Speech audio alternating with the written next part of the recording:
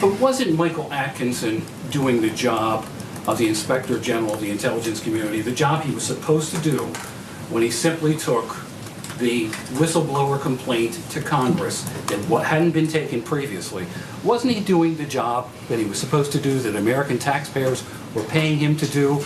And why did you decide to terminate? I thought he did a terrible job. Absolutely terrible. He took a whistleblower report, which turned out to be a fake report. It was fake. It was totally wrong. It was about my conversation with the president of Ukraine. He took a fake report and he brought it to Congress with an emergency, okay? Not a big Trump fan, that I can tell you. Instead of saying, and we offered this to him, no, we will take the conversation, where fortunately we had a transcript. If we didn't have a transcript with the kind of deception and dishonesty that were practiced by the Democrats, I might not be standing here right now, okay? Fortunately, we had a transcript, and it was a perfect transcript because even the lieutenant colonel admitted it was correct. Okay, wait a minute. You asked a question. So he took this whistleblower, and I keep saying, where's the whistleblower, right?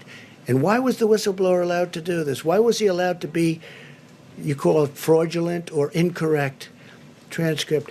So we offered this IG, I don't know him, I don't think I ever met him. He never even came in to see me. How can you do that without seeing the person? He never came in to see me, never requested to see me. He took this terrible, inaccurate whistleblower report, right? And he brought it to Congress. We offered to have him see my exact conversation. It was all about the conversation, by the way. That was the whole thing. It was about the conversation, right? And then after he saw it, he must have said, wow, because as I've said it many times, and it drives you people crazy, it was a perfect conversation. That's my decision. I have the absolute right. Even the fake news last night said he has the absolute right to do it. But ask him, why didn't you go and see the actual conversation? There was no rush. He said, we have to rush it. He even said it was politically biased. He actually said that. The report could have been, you know who the whistleblower is, and so do you, and so does everybody in this room, and so do I. Everybody knows, but they give this whistleblower a status that he doesn't deserve. He's a fake whistleblower. And frankly, somebody ought to sue his ass off. All right, it's enough of the whistleblower. Go ahead, please. Because apparently even a global pandemic that's resulting in thousands of lost American lives every single day is still a fine time for Trump to exact revenge on those who don't exhibit total loyalty, regardless of how many bodies are piling up right under his nose. This question came in response to Trump's bombshell firing of the intelligence community's chief watchdog, Michael Atkinson, who first sounded the alarm to Congress about an urgent complaint he'd received from an intelligence official involving Trump's communications with Ukraine. And let's just cut the BS right from the start. The reason he did this is to retaliate against someone whom he felt wasn't sufficiently loyal. It doesn't matter that Atkinson was simply doing his job, and had he failed to deliver this complaint, a complaint that was proven legitimate, by the way, it would have been him who would have suffered the consequences. But none of that matters to Trump, because all he cares about is loyalty not to the Constitution, not to the rule of law, but to himself. Now, Trump claims that the whistleblower report was fake, which is not even remotely based in reality. And I know it's been a while and Trump has gotten himself mired in what seems like a lifetime of new scandals since then,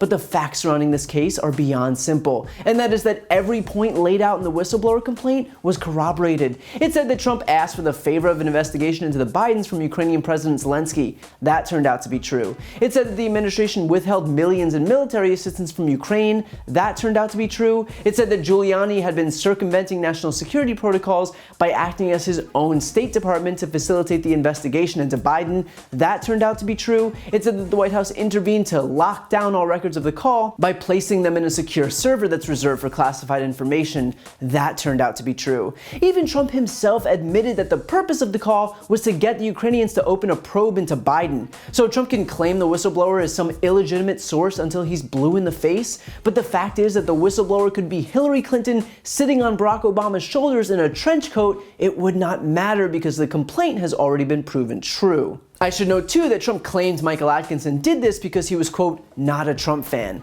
But Michael Atkinson was literally appointed by Donald Trump. So it's not that he wasn't a Trump fan, he just wasn't a Trump loyalist. He wasn't willing to tear the Constitution to shreds in blind deference to a guy who just orchestrated an international extortion scheme for dirt on his political opponent. I'm not sure any inspector general would consider him or herself a, quote, fan of that either. But the best part is Trump claiming that luckily he had the transcript of the call to vindicate himself.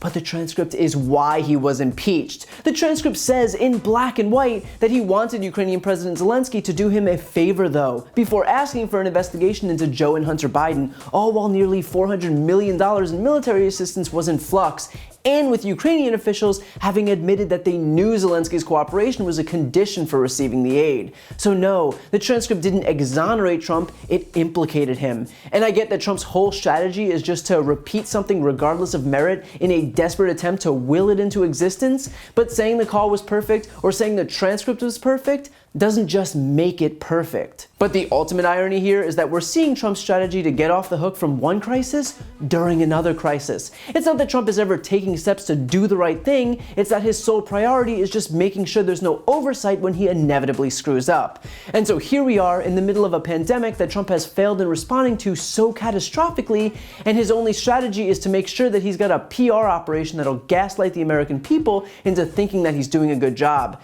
All that he cares about is wrapping this turd in tinfoil and then telling you it's pure gold. The fact is that Trump won't learn how to be accountable. He won't learn how to follow the law. He won't learn how to govern effectively. He only knows how to try and spin one disaster after the next into a win at all costs, even if it means destroying the fabric of our democracy in the process.